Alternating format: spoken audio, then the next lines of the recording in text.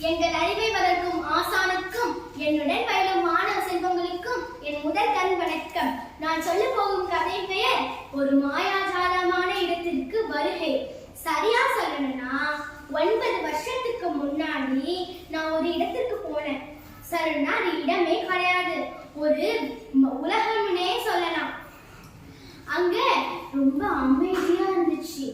எப்படி ஒரு அமைதினா, பூமியில உயிரினங்களும் இல்லாம பொருள்களும் இல்லாம இருந்தா ஒரு அமைதி இருக்கும்ல, அப்படி ஒரு அமைதி. ஆனா திடீர்னு சத்தம் கேட்கும், யாரோ என்கிட்ட பேசுற மாதிரியே இருக்கும்.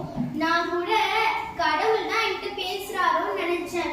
ஆனா என்ன பார்க்காமலோ என்கிட்ட பேசாமலோ நானும் அவங்களுக்கு பதில் அளிக்காமலோ அந்த நபர் என்னை கொஞ்சம் தருணம் இருக்குதே, அப்பப்பப்பப்பா என்ன மகிழ்ச்சி தெரியுமா.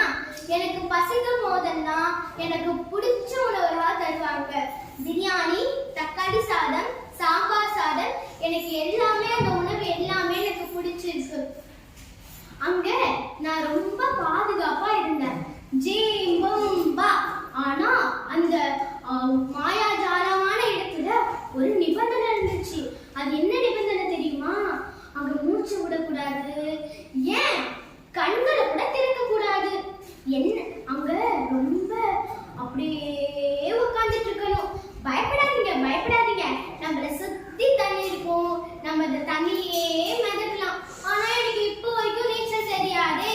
என்ன சத்தம், அப்பப்பப்பப்பா, கட கட கட, சட சட சட, ஓ என்ன இடம் தெரியுமா? அருமையான இடம். இப்ப நான் நினைச்சா கூட அந்த இடத்துக்கு போக முடியாது. ஏன்னா எல்லாருக்கும் ஒரு தடவை தான் அந்த இடத்துக்கு போக வருகை இருக்குது. நம்ம கடவுள் மாதிரி ஒரு நபர் பார்த்தோம்ல, அவங்க உண்மையாகவே கடவுள் தான்.